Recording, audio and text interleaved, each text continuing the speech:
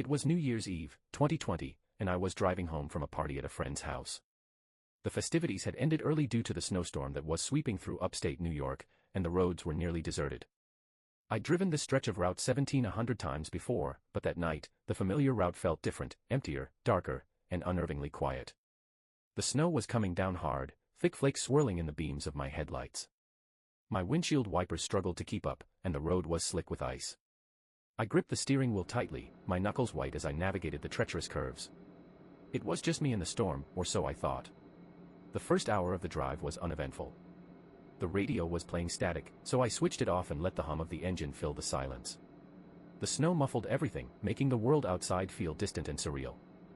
Then, as I rounded a bend, I saw him. A figure was standing at the edge of the road, illuminated by my headlights.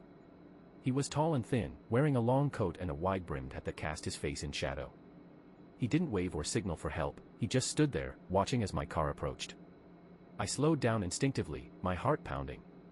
For a moment, I considered stopping, but something about him made my skin crawl.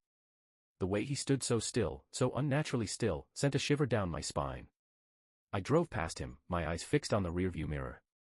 He didn't turn to watch me go, he just remained there, a dark silhouette against the white backdrop of the storm. A few miles down the road, I started to feel foolish. Maybe he was stranded, a hitchhiker caught in the storm. But the unease lingered, and I couldn't shake the image of his shadowed face, or lack of one. I tried to focus on the road, but the snow was relentless, and visibility was getting worse. I was starting to regret not staying at my friend's house when I saw him again. This time, he was standing in the middle of the road. I slammed on the brakes, the car skidding on the ice before coming to a stop a few feet from him. My heart was racing as I fumbled for my phone, but there was no signal. He didn't move. He just stood there, his head tilted slightly, as if studying me. The wind howled around us, blowing snow against the windows, but he remained unaffected, his coat and hat perfectly still. I honked the horn, hoping he'd move, but he didn't budge. My headlights illuminated him fully now, and I could see that his face was wrong. It wasn't just in shadow, there was nothing there. No eyes, no nose, no mouth. Just smooth, featureless skin. Panic set in. I reversed the car, the tires slipping on the icy road, and swung around him, my heart pounding in my chest. As I sped away, I glanced in the rearview mirror. He was gone. I didn't stop driving after that, my hands gripping the wheel so tightly they ached. The storm seemed to worsen, the snow falling in thick, suffocating sheets. The world outside was a blur, and the road seemed endless, stretching into the void. Then, from the corner of my eye, I saw movement. At first, I thought it was just the snow playing tricks on me. But when I glanced at the passenger seat, my blood ran cold. He was sitting there. I nearly lost control of the car, swerving wildly before regaining my grip on the wheel. He didn't move, didn't react. He just sat there, his featureless face turned toward me, his head tilted as if in curiosity. "What do you want?" I shouted, my voice trembling. He didn't answer. The air in the car grew colder, my breath fogging up the windshield. I could hear the faint sound of whispering, low and guttural, coming from somewhere inside the car. I kept driving, too afraid to stop. The road seemed to stretch on forever, the storm swallowing everything around me. The whispers grew louder, overlapping voices speaking in a language I couldn't understand. Then, he turned to face me fully. His head tilted farther than it should have been possible, the motion slow and deliberate. The whispers stopped, replaced by a deafening silence. I felt a pressure in my chest, as if the air had been sucked out of the car. I don't remember much after that. I must have blacked out, because the next thing I knew, I was waking up in my car, parked at the side of the road. The engine was off, the storm had passed, and the first light of dawn was creeping over the horizon. The passenger seat was empty. I checked my phone, but it was dead. The road was eerily quiet, with no signs of other cars or footprints in the snow. Shaking, I started the car and drove the rest of the way home. I've told this story to a few people, but most don't believe me. They say it was a hallucination brought on by the storm, or a bad dream. But I know what I saw. The way he appeared and disappeared, the cold, the whispers, it wasn't natural. Every New Year's Eve, I think about that night on Route 17. And I wonder if he's still out there, waiting for someone else to drive into the storm. New Year's Eve, 2017, was supposed to be a memorable night. My brother Josh and I decided to escape the city chaos and spend the holiday at Blackwood Ridge, a remote campground in the Appalachian Mountains. It had been our favorite family getaway spot when we were kids, and we thought it'd be nice to revisit it as adults, especially with a fresh layer of snow covering the mountains. We arrived just before sunset, the winding road leading us deeper into the woods. The snow was untouched, glistening in the fading light, and the air was crisp and cold. The campground was deserted. It had been closed for years, but we knew the area well enough to find a good spot to set up our tent. What we didn't know was that we weren't alone. The first few hours were peaceful. We built a small fire, cooked dinner, and reminisced about our childhood camping trips. The stars were incredible, brighter than I'd ever seen, and the silence of the forest was almost comforting. Around 9 p.m., I noticed something strange. A light flickered in the distance, just beyond the ridge where the tree line thinned. It wasn't the glow of a lantern or a flashlight, it was too steady, too bright. "Do you see that?" I asked Josh, pointing toward the ridge. He squinted. "Probably just someone else camping." I shook my head. The campground's been closed for years. Why would anyone be out here? Josh shrugged. "Could be hunters or something." "Don't worry about it." But I couldn't stop worrying. The light didn't move, didn't flicker. It just hovered there, like a beacon, growing brighter as the minutes passed. At 10 p.m., the wind picked up, howling through the trees and scattering the embers of our fire. The light on the ridge seemed to pulse, as if in sync with the wind, and a strange unease settled over me. "We should check it out," Josh said, his curiosity getting the better of him. "Are you serious?" I asked, my voice trembling. "What if it's not normal?" He laughed. "Come on, it's probably just a generator or something. Let's take a look." Against my better judgment, I grabbed my flashlight and followed him up the ridge. The climb was steep, the snow crunching under our boots as we made our way through the trees. The light grew brighter as we approached, casting long, eerie shadows on the ground. My flashlight seemed dim in comparison, its beam swallowed by the unnatural glow. When we reached the top of the ridge, we froze. The source of the light was a clearing, perfectly circular, with the snow melted away to reveal bare, frozen earth. In the center of the clearing stood a tall, wooden structure, a crude tower, built from logs and branches, with the light emanating from its top. "What the hell is that?" Josh whispered, his voice barely audible. I didn't answer. My eyes were fixed on the base of the tower, where faint shapes moved in the shadows. At first, I thought they were people. But as I stared, I realized their movements were too strange, too fluid. Their forms seemed to shift and blur, like smoke caught in a draft. The whispering began then, low and guttural, a language I couldn't understand. "Let's go," I said, grabbing Josh's arm. "Now." He didn't argue. We turned and started back down the ridge, our footsteps loud in the unnatural silence. The whispering grew louder, following us, though I didn't dare look back. When we reached the campsite, the fire had gone out. The cold was unbearable, and the shadows around us seemed darker, heavier. The light on the ridge was gone, but the sense of being watched lingered, pressing down on me like a weight. Then, from somewhere in the trees, we heard it. A faint tapping sound, rhythmic and deliberate, echoing through the forest. Josh grabbed a stick from the fire pit, holding it like a weapon. "Who's there?" he shouted. The tapping stopped. We stood there, listening, the silence around us deafening. Then, from the other side of the campsite, the tapping resumed, louder this time. "Get in the tent," I whispered, my voice trembling. We huddled in the tent, too scared to move. The tapping continued, circling the campsite, joined by the faint sound of footsteps crunching in the snow. The whispering returned, louder now, overlapping voices that seemed to come from all directions. "What do we do?" Josh asked, his bravado gone. I didn't have an answer. At midnight, everything stopped. The tapping, the footsteps, the whispering, all of it ceased, leaving the forest in an eerie, oppressive silence. We stayed awake the rest of the night, too terrified to sleep. When the first light of dawn broke, we emerged from the tent, our breath fogging in the freezing air. The campsite looked untouched, as if the night's events had been nothing more than a bad dream. But then I saw the footprints. They were everywhere, circling the tent, leading to and from the ridge. They weren't human, each print was elongated, with claw-like indentations at the tips. The snow in the clearing was disturbed, as if something large had moved through it. Josh and I packed up as quickly as we could, our hands shaking with fear. We didn't speak until we were back in the car, the engine roaring to life as we sped down the mountain.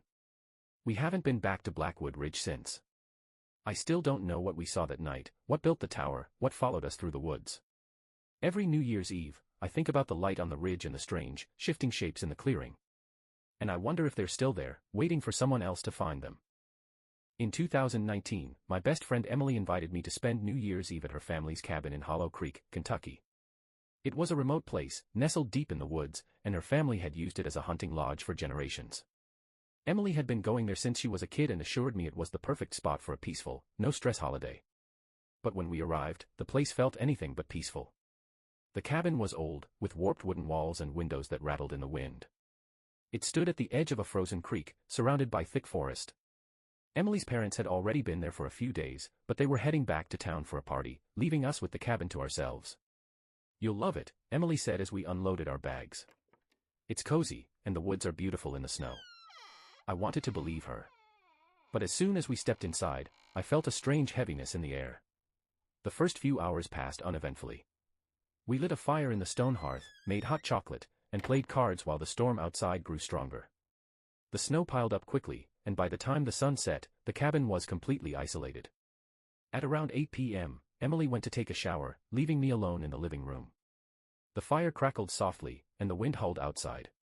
I was flipping through an old magazine when I heard it, a faint tapping sound coming from the back door. At first, I thought it might be a tree branch brushing against the cabin. But the sound was too deliberate, too rhythmic. 3 soft taps, a pause, and then 3 more. "Emily." I called out, my voice trembling slightly. She didn't answer. I stood up, my heart pounding, and made my way to the back door.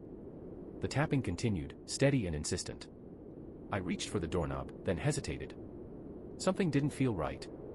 I peeked out the small window beside the door, shining my flashlight into the darkness. The beam illuminated the snow-covered porch, but there was no one there.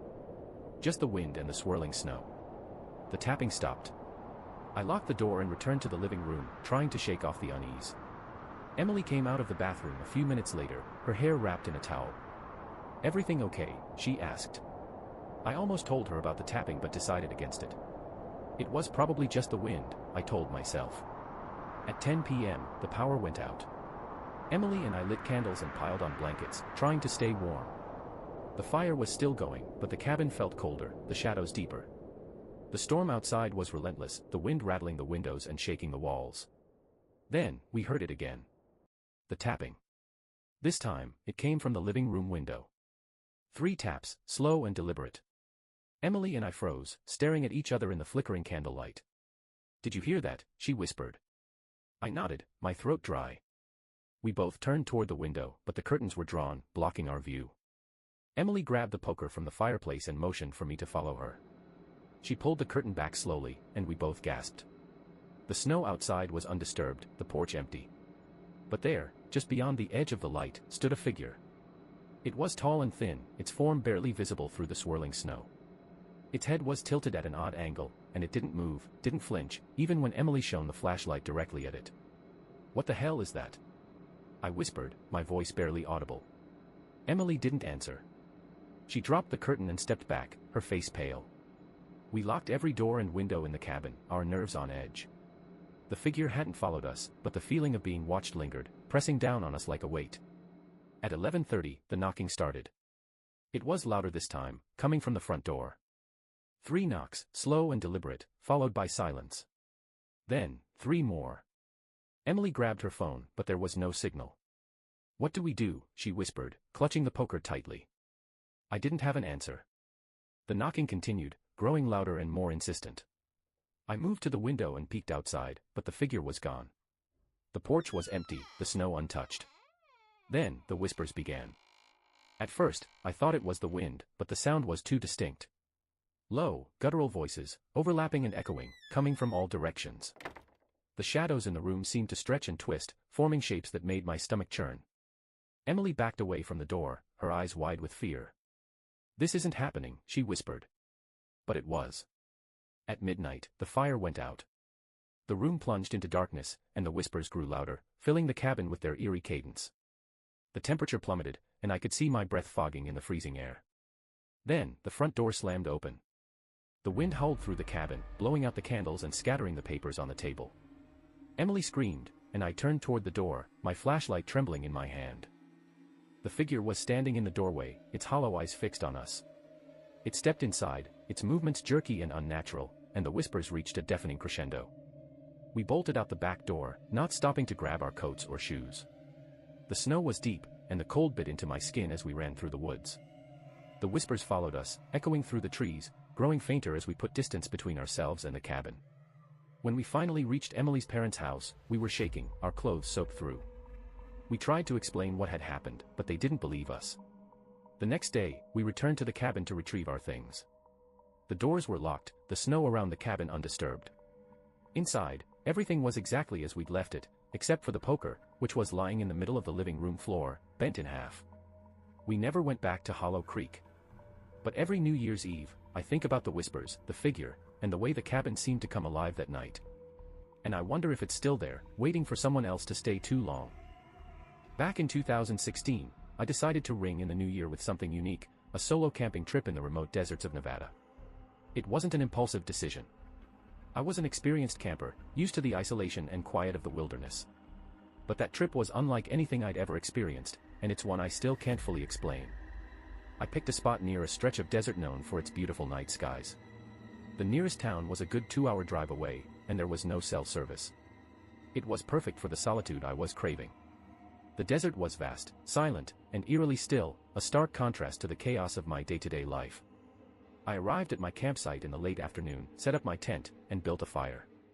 The sun dipped below the horizon quickly, leaving me with nothing but the glow of the fire and the endless expanse of stars above. Around 9 p.m., I heard it, faint footsteps crunching in the gravel, coming from somewhere behind my tent. At first, I thought it was an animal. Coyotes and rabbits were common in the area. But the footsteps were slow and deliberate, not the quick, skittish movements of wildlife. "Hello," I called out, my voice echoing into the emptiness. No answer. I grabbed my flashlight and scanned the area, the beam cutting through the darkness. Nothing. The desert was as still as ever. I tried to shake off the unease and return to the fire. But the feeling of being watched lingered, prickling at the back of my neck. I told myself it was just nerves. I was alone in an unfamiliar place, it was natural to feel a little jumpy. At around 11 p.m., I decided to turn in. The wind had picked up, whistling softly through the canyons, and the temperature had dropped sharply. I zipped myself into my sleeping bag, the sound of the wind lulling me into an uneasy sleep. I woke up to the sound of movement outside my tent. It wasn't the wind this time. It was close, circling the tent. Slow, heavy steps. My heart pounded as I reached for the knife I kept by my side. I didn't dare call out this time. I just lay there, listening, every nerve in my body on edge. The footsteps stopped directly in front of the tent. The silence was deafening. I could hear my own breathing, shallow and rapid, as I gripped the knife tightly. Minutes passed, maybe hours, it was impossible to tell. Then, as suddenly as they had started, the footsteps moved away, fading into the distance. I waited until dawn before unzipping the tent and stepping outside. The desert was bathed in golden light, peaceful and serene, as if the night's events had been nothing more than a bad dream. But the tracks in the dirt told a different story. They were human footprints, circling the tent several times before disappearing into the desert. I debated packing up and leaving, but I convinced myself to stay. Maybe someone had wandered into my campsite by mistake. It was unsettling, but I couldn't let fear ruin my trip. That night, I built a larger fire and kept my knife and flashlight within reach. The wind had died down, leaving the desert eerily quiet. The stars were brilliant above me, but the beauty of the night was lost on me. Every rustle, every sound, set my nerves on edge. At midnight, I saw him. He was standing at the edge of the firelight, just close enough for me to make out his silhouette. Tall and thin, with a wide-brimmed hat that cast a shadow over his face. He didn't move, didn't speak, he just stood there, watching me. I stood up slowly, gripping the knife in one hand and the flashlight in the other. "Who are you?" I demanded, my voice trembling. He didn't answer. I shone the flashlight on him, but the beam seemed to dim as it reached him, as if the darkness around him was swallowing the light. His features were indistinct, like a figure out of a dream. "Get out of here!" I shouted, trying to sound braver than I felt. He tilted his head, as if considering my words, then turned and walked away, disappearing into the shadows. I didn't sleep that night.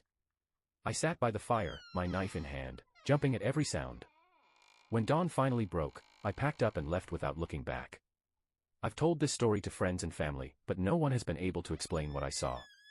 Some say it was a drifter, others suggest it was a hallucination brought on by isolation. But I know what I saw. The way the light dimmed around him, the way he moved, it wasn't natural. Every New Year's Eve, I think about that night in the desert. And I wonder if he's still out there, waiting for someone else to stumble into his domain.